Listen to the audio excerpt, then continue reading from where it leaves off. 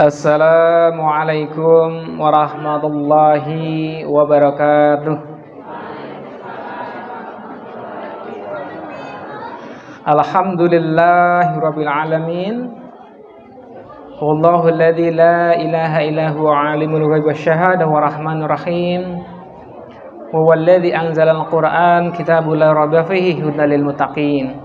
Asyhadu an la ilaha illallah wahdahu la syarikalah wa asyhadu anna Muhammadan abduhu wa rasuluhu alladzi la nabiyya wa la rasula ba'dah.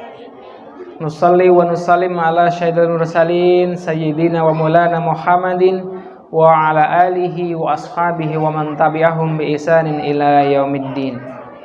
Usini wa iyyakum bi qouli ta'ala fil Qur'anil Karim. A'udzu billahi minasyaitonir rajim. Ya ayyuhalladzina amanu qu anfusakum wa ahlikum nara wa quduhan nas wal hijarah 'alaiha malaikatun ghiladun syidadun la ya'sunallaha ma amarahum wa yaf'aluna ma yu'marun. Wa bil ayatil ukhra ya ayyuhalladzina amanu la tulhikum amwalukum wa auladukum an dzikrillah wa may yaf'al dzalika fa ulaika humul khasirun. Faqala nabiyuna Muhammad sallallahu alaihi wasallam kullu mauludin yuladu alal fitrah fabawahu yuhawidanihi aw yunassiranihi aw yumajjisanihi amma ba'd.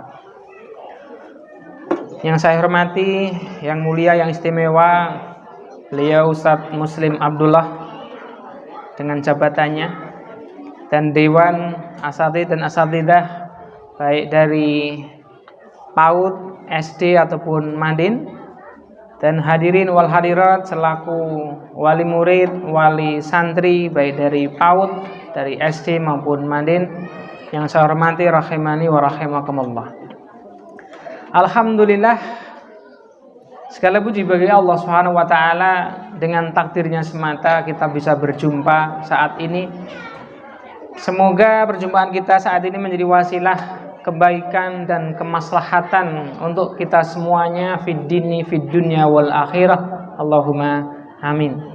Terkhusus dalam bincang-bincang, dalam obrolan, dalam sharing seputar pendidikan anak, karena memang panjenengan semuanya selaku wali santri, wali murid. Yang kedua, salawat dan salam semoga tetap terlimpah curahkan kepada beliau Rasulullah Muhammad sallallahu alaihi wasallam yang telah diberikan keistimewaan, kemuliaan oleh Allah SWT sebagai pengemban risalah dinul Islam untuk disampaikan kepada umatnya, termasuk kita di dalamnya, yang berbicara tentang segala sisi kehidupan manusia itu sendiri. Satu poin diantaranya adalah masalah pendidikan anak. Insya Allah nanti di samping saya ada Ustadz yang istimewa luar biasa, Masya Allah, beliau Ustadz Dirsan. Dengan takdirnya saya dipertemukan dengan beliau, semoga ini menjadi awal kebaikan dan keberkahan untuk saya juga, Ustadz ya. Dan saya maaf sekali nih kalau beliau tadi menyampaikan saya terhormat bisa duduk di depan. Kalau saya juga terhormat ini Pak bisa duduk di samping beliau. Dan panjenengan juga diberikan kehormatan oleh Allah untuk bisa menyimak, belajar bersama beliau nanti ya. Adapun saya pribadi sifatnya melengkapi nggih Pak, Bu. Saya tadi guyon dengan Pak Muslim tuh, Pak Muslim ini jebak saya ini. Maaf sebelumnya karena saya itu biasa ngisi kajian ibu-ibu, bapak-bapak, pesertanya mungkin 5-10 orang di musola yang tanpa formalitas ini dan itu begitu. Hari ini saya diberikan keistimewaan yang luar biasa. Namun menjadi kewajiban saya karena beliau meminta idza istanshaha falyansah, di saat diminta untuk memberikan nasihat, berbagi ilmu, ya semampu kami insyaallah kita berbagi apa yang sudah kita pahami. Hadirin wal hadirat arsadani wa rasulullah, pada kesempatan ini kita diberikan amanah untuk menyampaikan tema mewujudkan perilaku anak sesuai dengan harapan. Kalau boleh kita simpulkan, tidak ada kita semuanya selaku orang tua tidak memiliki anak yang disimpulkan dengan kata-kata anak yang soleh dan solehah, itu Bu ya. Bapak-bapak semuanya ingin menjadi putra-putrinya menjadi putra-putri yang soleh dan solehah. Ingin nggih Pak? Ibu juga nggih? Nggih. Itulah sebuah cita-cita dan tidak ada arti sebuah cita-cita tanpa proses untuk mewujudkannya. Semua orang memiliki cita-cita yang baik, namun tidak setiap orang mampu melalui proses untuk menggapai cita-cita tersebut. Dan alhamdulillah dengan takdir Allah, panjenengan sudah diberikan satu wasilah, satu proses untuk mencapai, mendapatkan, menciptakan atau mewujudkan putra-putri panjenengan menjadi putra-putri yang soleh dan solehah. Salah satu di antaranya melalui ataupun dengan wasilah lembaga yang dikelola oleh beliau Bapak Muslim ini. Ya, dengan PAUD-nya, dengan SDIT-nya, dengan MADI-nya. Cuman beliau tadi menyampaikan bahwa beliau secara pribadi bahkan yang dibantu oleh tim asatidzah yang ada itu juga belum bisa maksimal tanpa adanya kerjasama, satu paham yang sama, bahasa beliau satu gelombang yang sama dalam mewujudkan cita-cita tersebut. Karena selama-lamanya para santri, para murid, para siswa berada dalam pengawasan oleh ustadz, oleh guru, oleh pihak sekolah, sesungguhnya tidak lebih lama, tidak lebih lengkap daripada pengawasan bapak dan ibu yang ada di rumah. Makanya satu poin penting yang perlu dipahami oleh orang tua adalah adanya poin-poin kerjasama. Kiranya apa yang nanti bisa dikerjakan oleh pihak sekolah dan apa-apa yang perlu dikerjakan oleh orang tua di rumah. Dan suasananya berbeda Bapak Ibu ya. Kalau di sekolah itu para santri, para siswa suasananya dalam suasana kelas. Namanya kelas secara umum suasananya kondusif. Ya, karena terikat dengan waktu, dengan kegiatan dan lain sebagainya. Sementara karakter anak akan muncul aslinya itu di saat-saat bebas. Tidak ada ikatan-ikatan tertentu. Misalnya anak berada di kelas 1 jam, ya kurang lebih 1 jam itu kan terkondisi dengan baik, dikondisikan oleh para guru, para ustadz tadi. Adapun di rumah bagaimana? Ketika makan, bagaimana ketika minum dan lain sebagainya itu butuh pengawasan dari orang tua. Maka di saat peran orang tua di situ tidak terwujud di rumah, maka apa-apa yang disampaikan oleh ustadz dan ustadzah yang ada di sekolah tidak akan membekas, tidak akan tertanam dengan baik. Misal di sekolah diajarkan makan dengan tangan kanan, makan dengan duduk dan lain sebagainya. Di saat ustadz dan ustadzah melihat kesalahan, otomatis ustadz dan ustadzah akan menegurnya. Namun di saat hal ini tidak dipahami oleh orang tua bahwa itu peran penting yang harus diperankan orang tua, di saat anak salah tingkah, tidak sesuai dengan etikanya makan dengan tangan kiri, bahkan dengan berdiri, kalau kepekaan orang tua tidak hidup, nah di situ tadi apa yang diajarkan oleh ustadz dan ustadzah di sekolah maka tidak akan tertanam, tidak akan terwujud dengan baik. Maka sekali lagi ini poin pertama yang perlu dipahami oleh orang tua adalah bagaimana nanti orang tua bekerja sama ya dengan pihak sekolah untuk mewujudkan nilai-nilai kebaikan di rumahnya. Lah hadirin sekalian rahimakumullah, satu poin pendidikan yang pokok dalam proses pendidikan di situ, kalau panjenengan tadi mengharapkan putra putrinya menjadi putra putri yang soleh dan solehah, maka menjadi tantangan tersendiri bagi orang tua, baik bapak maupun ibunya. Sudahkah kita menjadi bapak, ibu, atau orang tua yang soleh dan solehah di mata anak? Ya, makanya dalam kaidah dakwah adalah al-uswah qabla dakwah. Harus ada contoh keteladanan sebelum adanya tuntutan, mudahnya begitu. Dan dalam teori pendidikan dikatakan, wah beliau ahlinya dia. Saya dengar aja sampai dikatakan bahwa satu tindakan itu lebih berarti daripada 1001 ucapan. Kurang lebih begitu ya. Artinya kita memberikan nasihat sedemikian rupa dan seterusnya, kalau hanya kata-kata itu tidak lebih membekas pada anak khususnya daripada kita memberikan satu keteladanan, satu contoh. Mudahnya begitu. Nah, maka dari itu sebelum kita bicara menuntut, mengharapkan anak kita, putra-putri kita menjadi anak yang soleh dan soleha, maka tuntutan awal adalah sejauh mana kita mampu mewujudkan pribadi-pribadi sebagai orang tua itu yang soleh dan solehah di mata anak-anak kita. Nah, kesolehan apa yang perlu diwujudkan pada diri pribadi orang tua? Ya, menurut panjenengan, Bu, yang dimaksud anak yang soleh itu yang kayak apa sih? Gimana, Bu? Ada yang mewakili? Bu? Bu? Ngantuk nanti ya. Coba, saya pengen mendengar dari salah seorang ibu mewakili. Barangkali nanti ibu-ibu yang lain akan memberikan, kan saya akan menjelaskan bersama beliau, akan menjelaskan mewujudkan anak yang soleh dan solehah. Lah, anak soleh dan solehah yang panjenengan harapkan itu yang seperti apa? Nah, saya butuh panjenengan untuk menyampaikan kepada kami. Harapannya nanti kami bisa memberikan tips-tips tertentu untuk mewujudkannya. Mungkin bisa dibantu saja. Nah, salah satu di antara ibu, nanti satu, ada satu di antara bapak, satu. Oh, anak saya pengennya begini, dan seterusnya. Silakan saja. Siapa yang mewakili, monggo? Kalau tadi beliau perwakilan dari wali murid latihan di depan, maka ibu-ibu yang lain juga latihan untuk menyampaikan aspirasinya dan seterusnya. Saya antar punya sampai tempat. Oke, silakan. Nyatanya tadi anak yang soleh itu anak yang yang taat beribadah, yang hormat kepada orang tua, yang memiliki akhlak yang baik. Oke. Mungkin ada yang menambahkan dari ibu-ibu satu lagi? Melengkapi dari apa yang belum disebut. Perkenalkan, nama saya Sian Mesviati. Ibu dari Zaidan Al-Faizah kelas 1 dan Zakia kelas 3. Menurut saya pribadi, anak soleh atau solehah itu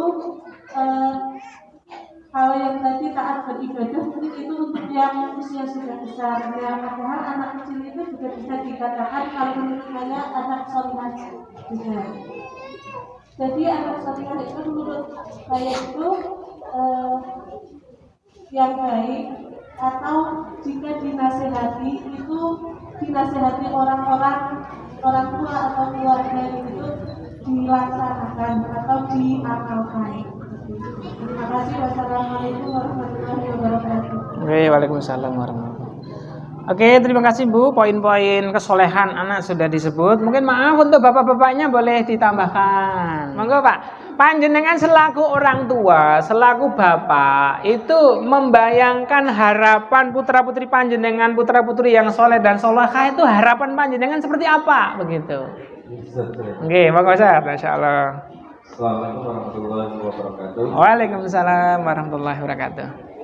Nama saya Dedi, wali murid orang tuanya, dan nanti juga kita kalau sudah di alam kubur selalu mendoakan kita. Kemudian juga anak rajin ke masjid dan menyayangi keluarga.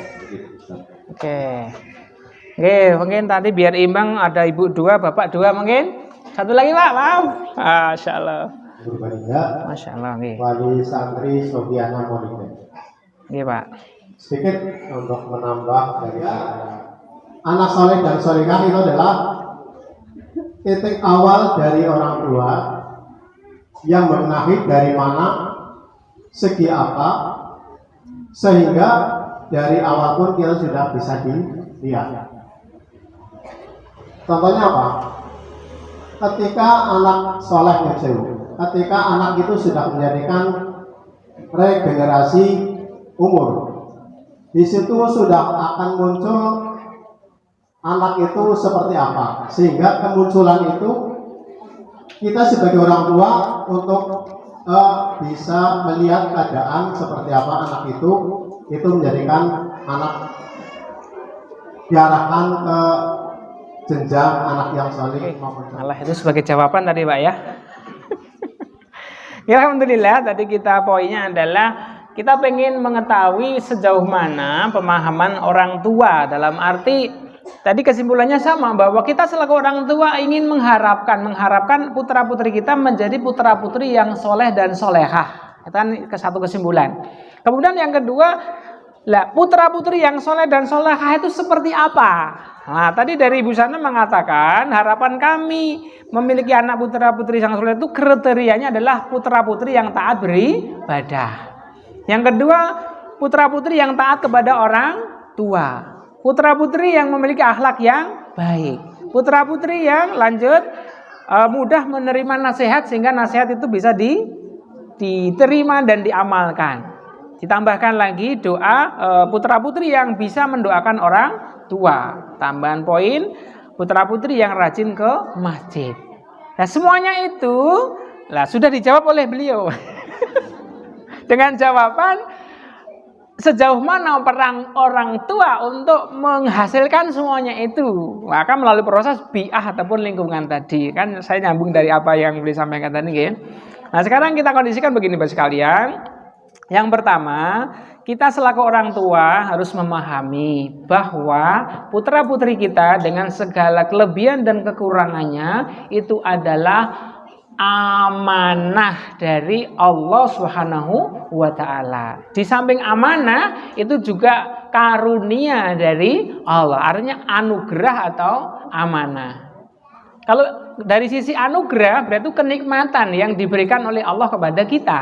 Singkatnya kita bersyukur kepada Allah di saat Allah berikan ke kita ini putra-putri. Maka itu satu poin bahwa anak putra-putri kita itu adalah karunia, anugerah dari Allah Subhanahu wa ta'ala. Namun yang lebih penting daripada itu, di samping kita sekedar memahami nikmat dari Allah, di balik itu anak-anak kita ini adalah amanah dari Allah Subhanahu wa ta'ala yang nanti dimintai pertanggungjawaban. Khususnya nanti di akhirat. Maka kita diperintahkan oleh Allah dalam firman-Nya yang sering kali kita dengar, a'udzubillahi minasyaitonirrajim, ya ayyuhalladzina amanu qu anfusakum wa ahlikum nara. Dan seterusnya, wahai orang yang beriman, jagalah dirimu. Ini khitabnya yang diajak perintah ini oleh Allah adalah bapak. Nah, bapak dalam melihat keluarga adalah anak dan istri. Nah, pembahasan istri nanti bab lain. Artinya seorang suami bertanggung jawab penuh atas keselamatan, kebaikan keluarganya. Yang pertama tadi istrinya maupun anak-anaknya. Nah, kalau bicara anak, maka bagaimana kita mampu mewujudkan menjadi anak-anak yang soleh dan solehah tadi. Maka makna daripada ku anfusakum di situ meliharanya adalah alimu wa adibu. Ajarilah nilai-nilai kebaikan dan ajarkanlah adab-adab yang baik. Maka sesungguhnya Bapak sekalian rahimakumullah bahwa poin penting dalam menciptakan putra-putri yang soleh dan solehah itu aslinya mutlak kewajiban orang tua. Namun di saat orang tua tidak mampu, baru nanti butuh solusi ataupun sarana yang lain, yaitu adanya pendidikan TPQ, adanya sekolah dan lain sebagainya. Maka sekali lagi jangan sampai salah paham, orang tua ketika menyekolahkan putra-putrinya di sekolah, khususnya sekolah Islam itu seakan sudah borong. Monggo Pak Ustadz, tidak bisa begitu. Maka poin penting tadi adalah orang tua juga harus ikut andil, berperan dalam mengkondisikan putra-putrinya menjadi anak yang soleh dan solehah tadi. Nah, yang pertama itu tadi memahami bahwa anak itu sebuah anugerah sekaligus amanah. Lah, baik dan buruknya anak, kalau bicara poin dasar di sini adalah tergantung orang tuanya. Ini selaras dengan apa yang disampaikan oleh beliau Rasulullah SAW bahwa kullu mauludin yuladu alal fitrah. Setiap bayi, setiap anak yang lahir itu dilahirkan oleh Allah alal fitrah dalam nilai-nilai kebaikannya. Fitrah di situ kalau ditinjau dari sisi akidah adalah alal Islam. Nah, maka fa'abawahu, orang tuanya atau lingkungannya yang yuhawidanihi menjadikan anak itu menjadi anak Yahudi atau Nasrani. Ini kalau dalam tinjauan akidah Yahudi Nasrani. Nah, kalau lebih dalam lagi maka orang tuanya lah, maka lingkungannya lah yang menjadikan anak-anak itu mau jadi anak yang soleh ataupun tidak. Nah, poinnya di sini. Jadi sesungguhnya sekali lagi untuk menciptakan, menghasilkan anak yang soleh dan solehah itu adalah peran mutlak dari orang tua. Maka tadi sudah saya singgung di awal bahwa ketika kita menghendaki mengharapkan putra-putri kita menjadi putra-putri yang soleh dan solehah, paling dasar sebelum langkah itu, maka kita mewujudkan menjadi orang tua yang soleh dan solehah. Maaf Pak, bicara kesolehan anak, sekalipun sudah terlambat, ya tidak apa-apa, ini ilmu untuk berikutnya ya. Kesolehan anak itu bukan bicaranya sejak kelahiran saja. Oke? Jadi bicara anak soleh itu bukan sekedar membicarakan anak setelah kelahirannya. Bahkan tadi disebut ketika sudah agak dewasa. Tapi proses panjang yang harus dipikirkan. Mulai sejak ini, maaf, Bapak Ibu yang sudah mulai dewasa, yang sudah punya putra putri. Kalau hari ini jenengan punya putra putri, kan masih punya harapan memiliki cucu-cucu yang soleh dan solehah. Nah, untuk menciptakan cucu-cucu yang soleh dan solehah, itu berawal dari proses pernikahan. Nah, jauh ke belakang ke sana, Bu. Jadi tidak akan muncul anak yang soleh tanpa berawal dari suami istri yang soleh.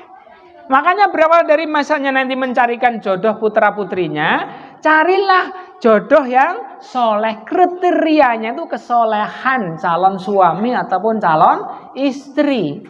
Kalau suami istri ini sudah menjadi suami istri yang soleha, maka kesananya akan berproses melahirkan anak yang soleh dan soleha. Kalau itu baru bicara proses pendidikan. Proses pendidikan artinya memproses tahapan-tahapan tertentu supaya anak kita itu setelah lahir menjadi anak yang soleh dan solehah tadi. Nah, kita diajarkan dalam iman kita itu bahwa anak itu sudah mulai bisa belajar sejak dalam kandungan.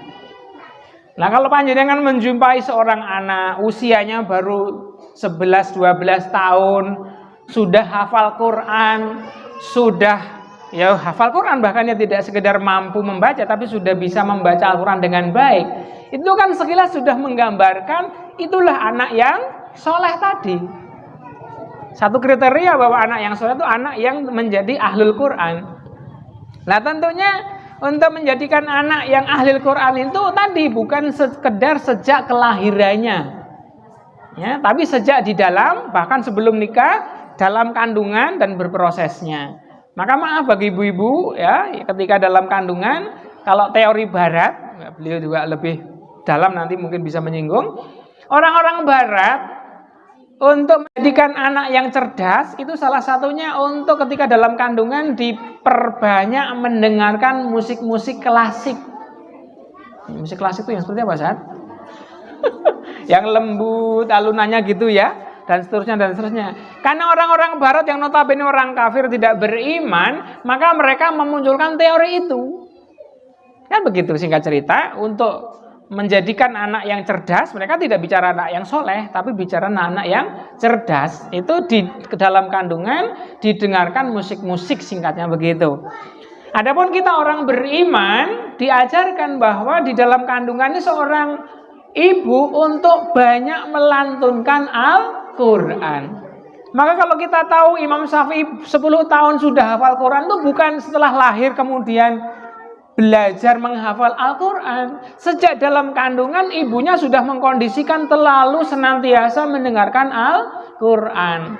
Karena bayi yang dalam kandungan sudah bisa belajar, bisa mendengar apa yang ada di luar kandungannya, kan begitu. Maka di saat sudah lahir, sudah terbiasa mendengar kalimat-kalimat Al-Quran, maka di saat sudah mulai bicara, diajari nilai-nilai Al-Quran itu akan mudah.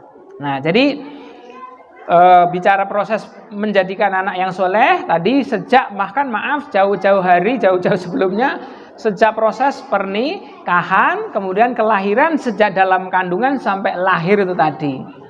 Kalau teorinya Ustadz Adi Hidayat itu bahkan sejak lahir, sebulan pertama dengarkan juz 1, bulan kedua juz 2, terus sampai selama 30 bulan. Itu 30 juz itu setiap hari. Nanti saat sudah mulai bisa bicara, otaknya sudah terpenuhi dengan Al-Quran. Inilah kadang-kadang yang tidak kita pahami. Kita itu orientasinya ingin menjadikan anak soleh, cukup dititipkan di SDIT, Ya, dengan segala keterbatasannya dari orang tua misalnya.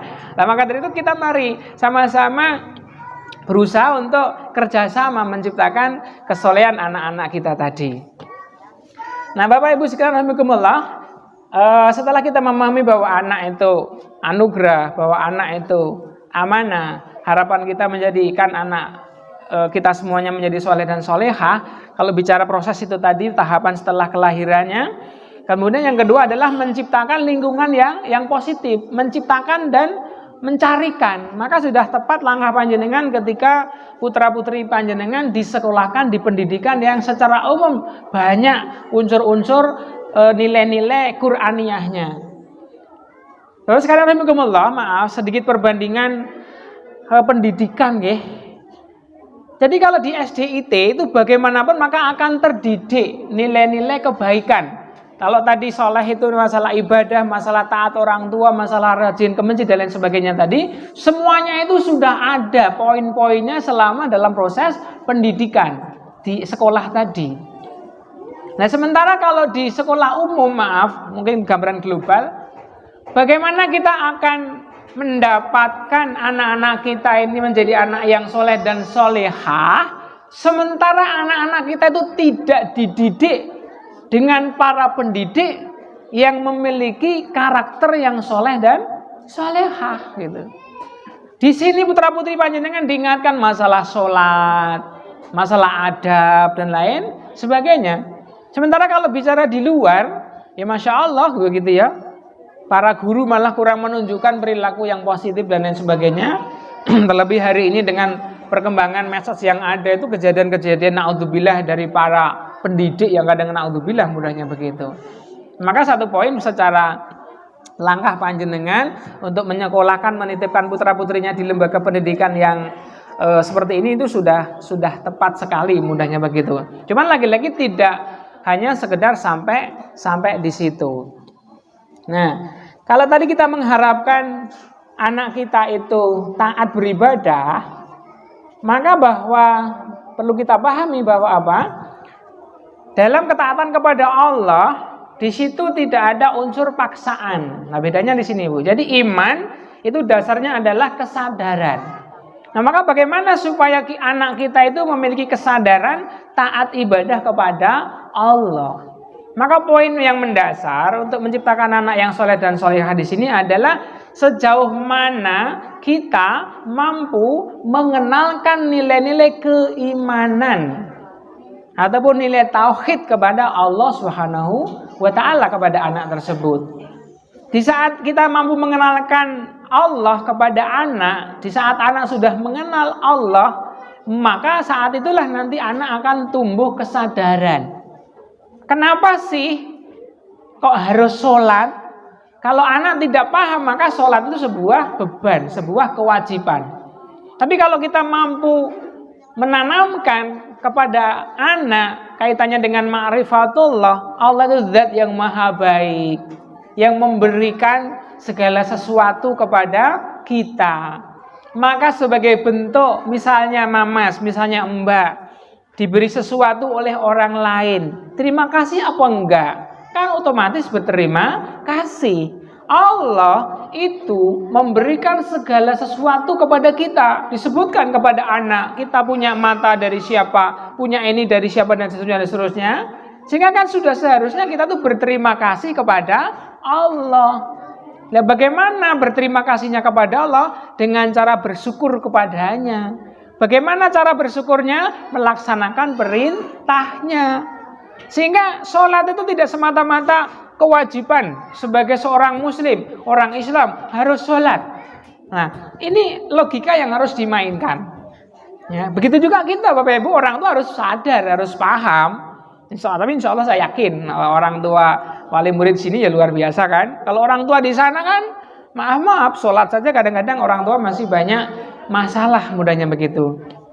Jadi satu poin penting untuk menanamkan nilai ketaatan seorang anak kan, karena inti daripada kesolehan seorang anak adalah tadi ketaatan kepada Allah.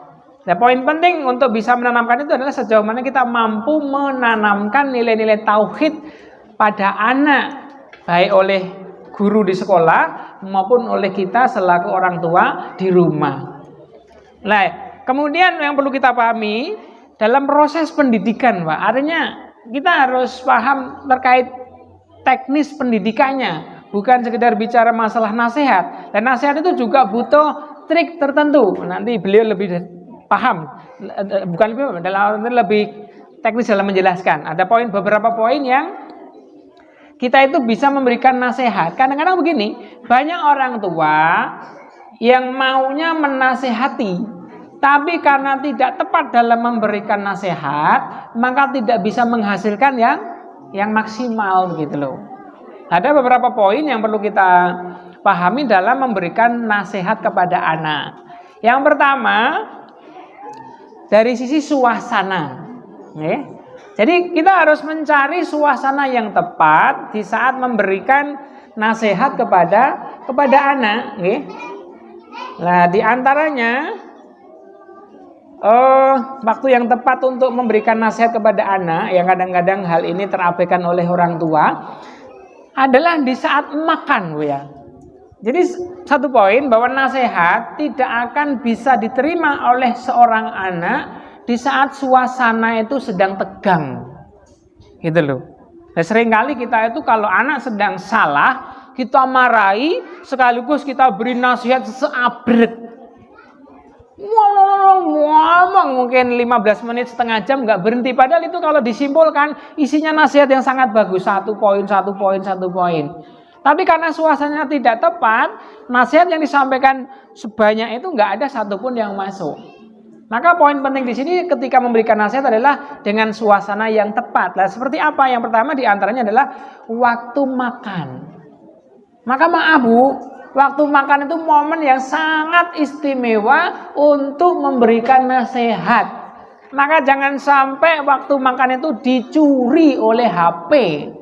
Berapa banyak orang tua yang sambil nyuapin anak, itu anaknya sedang asik main HP.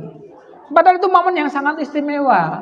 Yang ditanya ngobrol hari ini, maaf realitanya anak-anak itu semakin jauh dengan orang tua, tapi semakin dekat dengan HP ini. Karena itu tadi momen yang istimewa saja kita tidak bisa menggunakan. Maka saya sendiri kadang-kadang di rumah juga begitu. Akil, anak saya Akil yang terakhir. Kalau sedang makan HP-nya taruh, ngobrol sama Umi. Gitu. Karena kalau nggak dikondisikan begitu tadi, anaknya sambil makan si anak megang HP. Kadang-kadang si ibunya juga nyambi HP-an juga lah. Ini tidak tepat ya. Jadi sekali lagi, momen makan itu merupakan momen yang istimewa untuk memberikan nasihat-nasihat yang positif kepada seorang anak gitu nggih. Terserah nanti khususnya yang masih kecil-kecil nanti sambil nyuapin, sambil apa. Jangankan anak-anak. Sekarang itu ada image bahwa selesaikan persoalan di meja makan, gitu ya Pak ya. Jadi masalah orang tua saja begitu nanti sama. Tidak hanya pada anak ya. Suami istri ada masalah, itu salah satu poin diantaranya selesaikan diskusi rileks sambil menikmati hidangan yang ada. Maka salah satu trik untuk menciptakan keharmonisan rumah tangga suami istri antara orang tua dan anak itu salah satunya nanti Bu, jalan-jalan sambil makan. Gitu. Jangan membayangkan makan harus ke restoran kemana Bu. Ini saya pribadi sering kali kalau sambil nengok anak-anak saya di sini, saya bawa makanan dari rumah, ben ngirit, sambel, karo cowel, karo goreng tempe, terus gelar tikar di bumper sini set. Udah itu nuansanya luar biasa nikmatnya. Modal nggak sampai 50.000 nggur tempe, tahu, sambel, cowel gitu.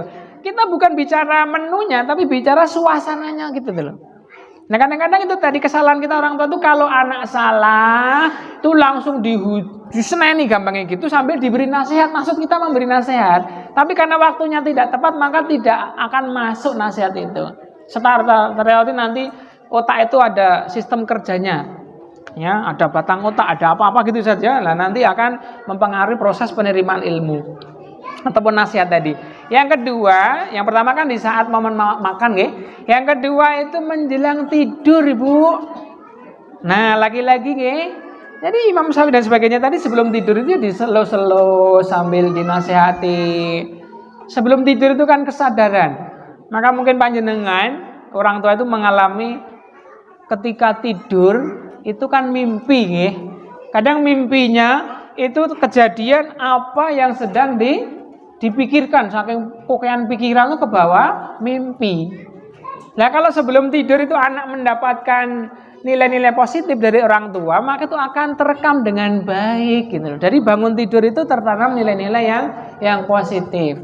Jadi poin yang kedua dalam memberikan nasihat tadi adalah momen-momen menjelang tidur. Dilo-selo, dinasehati itu dengan banyak teknis. Di antaranya itu dengan membacakan buku-buku, Bu.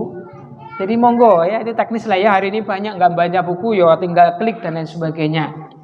Intinya momen sebelum tidur itu dimanfaatkan dengan baik untuk memberikan nasihat. Nah, yang ketiga diantaranya adalah di saat perjalanan. Nah, ini acuannya semuanya itu ada hadisnya ya. Rasulullah itu ketika dalam perjalanan boncengin anak itu sambil diajak ngobrol. Nah, panjenengan ibu sekalian sambil nganter putra putrinya itu nek bisa ya kalau nganter itu yang rileks, jangan buru-buru waktunya. Nggih, kadang wis ngantere buru-buru akan jadinya telat. Jadi dari rumah disiapkan waktunya, perjalanan kalau cepat 10 menit ya rada longgar 20 menit, 25 menit sehingga saat perjalanan sepanjang jalan, Bu, itu waktu yang efektif untuk apa? Untuk memberikan nilai-nilai positif. Gimana Mas, tadi temennya di sekolah, biasanya anak itu banyak cerita tentang teman-teman yang baik, yang buruk, bukan yang buruk ya, di sekolah tadi, itu dinasihati sambil diginikan, harus sabar dan sebagainya. Jadi sekali lagi, poin perjalanan itu menjadi momen yang positif untuk memberikan nasihat. Oke. Di antara poin yang lain adalah di saat kondisi lagi kurang sehat. Oh, ini luar biasa juga ya. Di saat anak sedang sakit itu diberikan nasihat-nasihat. Jangankan anak ya, orang tua saja, Bu. Orang yang hatinya sedang sakit itu hatinya sedang lunak. Ini banyak kisah dari Rasulullah sendiri di saat beliau itu memberikan nasihat di saat kepada orang sakit maka mudah diterima. Baik nasihat secara nilai-nilai Islam ataupun nilai iman yang dalam arti yang ditengok itu orang Yahudi. Ya singkatnya kan orang Yahudi ditengok, dinasihati sehingga masuk Islam dan seterusnya. Nah, jadi itu diantaranya sekalian, mungkin banyak poin yang lain nanti bisa ditambahkan. Poin utama menciptakan anak yang soleh dan solehah tadi adalah kan sejauh mana kita mampu menanamkan nilai-nilai yang positif ataupun memberi nasihat tadi. Nasihat sebaik apapun, sebanyak apapun tidak akan bisa diterima kecuali pada momen yang tepat. Maka yang pertama tadi adalah saat suasana rileks makan. Itu kalau disimpulkan suasananya kan rileks semua. Sedang makan, sedang perjalanan, sedang sebelum tidur, sedang sakit. Itu kan suasananya rileks. Begitu juga ini sama. Ini ketika diterapkan dalam problematika rumah tangga itu sama. Suami pulang-pulang capek-capek dipaduli urusan. Tambah geger ya, Bu. Nah, suami seorang istri harus juga pandai-pandai nanti kalau urusan rumah tangga ini mampu mencari celah yang positif. Itu kayak Ummu Sulaim. Wow, luar biasa itu. Ummu Sulaim itu mau menceritakan kejadian yang luar biasa gitu. Tapi karena beliau paham, ya bisa nyari waktu yang tepat. Suami capek, pulang intinya suami pulang capek itu dilayani dulu. Lahir batinnya dilayani, selesai terpenuhi baru cerita. Nah, di antaranya begitu. Ini tip dalam mengkondisikan rumah tangga salah satunya gitu. Lah termasuk ini Bu penting diskusi antara suami istri tentang kesolehan anak. Sehingga gini, kadang-kadang begini. Seorang istri ataupun ibu itu idealis luar biasa. Tapi kadang-kadang bapaknya kurang peduli. Nah, ini kan juga nggak nyambung nanti. Saya itu punya saudara, ibunya pengennya dipondoki luar biasa. Karena membayangkan anaknya harus dipondoki dan sebagainya. Bapaknya yang kasarannya nolak luar biasa. Jadi kan nggak sinkron, Bu. Maka tadi kembali ke awal, kesolehan anak itu peran sejak awal, sejak proses pernikahan, mudahnya kan begitu. Sehingga diskusinya mudah. Anaknya lahir mau dijenengi siapa? Ibunya pengennya ya nama-nama sih nggak ada unsur islaminya, karena nama itu sebuah doa. Suaminya karena nggak paham, semua apa tuh Arab mau dikira orang Arab, makanya gitu loh. Jadi akan sulit menciptakan anak yang soleh dan solehah kalau tidak berawal dari awal juga, mudahnya itu sejak dalam pernikahan, kelahiran dan setelah kelahirannya. Nah, Bapak sekalian berkemelah, Masya Allah ini saya tadi jane gur bicarane waktu ini ben 1 jam itu entek. Ini alhamdulillah waktunya sudah mau habis. Oke. Gimana saudara? Nanti langsung nyambung ke beliau atau nyambung ke beliau ya? Begitu. Nanti maksudnya sesi tanya jawab di sesi akhir. Begitu nggih. Jadi sekali lagi Bapak Ibu sekalian rahimakumullah, saya betul-betul mohon maaf ini. Barangkali apa yang jenengan bayangkan tidak terpenuhi khususnya dari saya, tapi insya Allah nanti akan dilengkapi oleh beliau. Bayangan saya itu sekali lagi ya sekedar ngisi ibu-ibu berapa begitu, maka saya juga nggak banyak persiapan dengan baik ini, tapi semoga dengan segala keterbatasan yang ada pada diri saya ini nanti bisa menjadi tambahan pengayaan untuk panjenengan sekalian gitu dalam proses mendidik anak tadi.